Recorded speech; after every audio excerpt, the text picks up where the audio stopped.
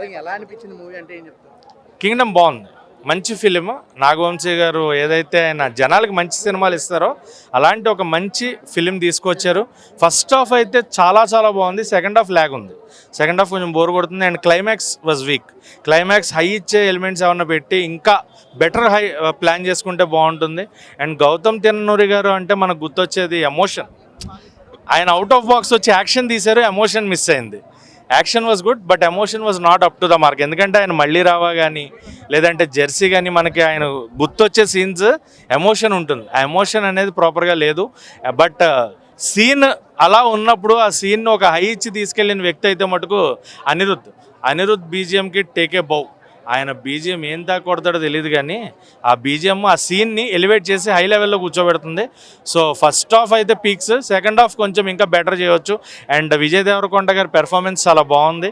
కొత్త విజయ్ దేవరకొండ చూస్తాం, కాకపోతే ఆయన దగ్గర ఒక ప్రాబ్లం ఏంటంటే డైలాగ్స్ కొంచెం ఇంకా బెటర్గా చెప్పొచ్చేమో అనే ఫీల్ వస్తుంది నాకు. ఆ వాయిస్ మాడ్యులేషన్స్ అవి అంటే మనం చెప్పేది కాదు, బట్ నాకైతే అది అనిపించింది బెటర్ వాయిస్ ఇంకా ఉంటే బాగుంటుందేమో అని. అండ్ సత్యదేవ్ గారు వాట్ ఏ పెర్ఫార్మర్ అండి.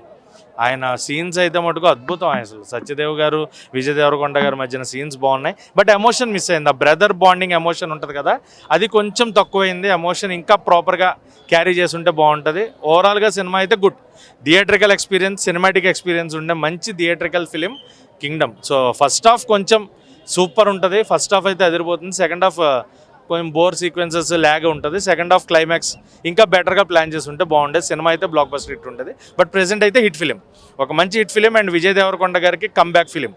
ఖచ్చితంగా it is a comeback film after long flops. అంటే ప్రీవియస్ ఫిలిమ్స్తో కంపేర్ చేసుకుంటే ఇది థియేటర్లో చూసి థియేటర్లో ఎంజాయ్ చేసే విజయ్ దేవరకొండ గారి ఫ్యాన్స్కి ఫీస్ట్ ఇచ్చే ఫిలిం అనమాట. సో కొత్తగా యాక్షన్ కానీ ఎలివేషన్స్ కానీ ఆ బ్యాక్గ్రౌండ్ బీజిఎం కానీ అది ప్రతిదీ కూడా చాలా డిఫరెంట్ స్టఫ్ అయితే ఉంది. So overall film was good. Please watch it in theaters.